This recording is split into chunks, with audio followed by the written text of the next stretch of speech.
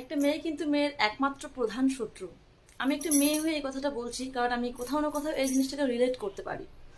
এই জিনিসটা শুনতে অনেকটা বেশি অকওয়ার্ড লাগে, কিন্তু যে একটা মেয়ে শত্রু। দেখবে একটা ভরা পুরো পরিবার রয়েছে, স্বামী স্ত্রী হ্যাপিলি সংসারটাকে সুন্দরভাবে কিন্তু মেনটেন করে চলছে, একই সাথে সুখে আছে, সেখানটায় ঢুকে কিন্তু একটা মেয়ে সেই সংসারটাকে ভেঙে দেওয়ার মতন ক্ষমতা রাখে।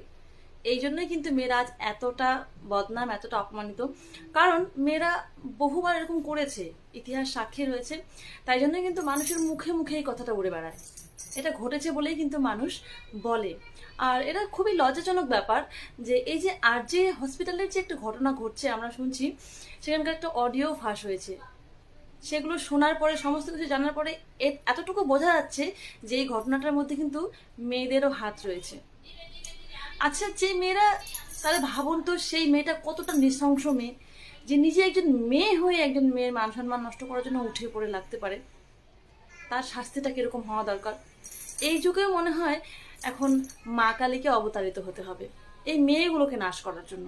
এই মেয়েরাই আজকে আশকারা দিয়েছে বলে কিন্তু আজকে এরকম হয়েছে। কিছু সংখ্যক মেয়ে, আমি বলছি না যে সব সব মেয়েরাই, কিছু সংখ্যক মেয়ে এতটাই জঘন্য, নোংরা, যে তাদের জন্য আজকে আমাদের সমাজটা পুরো কলুষিত হয়ে আছে। এবং অবশ্যই সেই দোষীর শাস্তি আমি কামনা করব। যারা এই কাজটাকে করেছে তাদের শাস্তি অবশ্যই অবশ্যই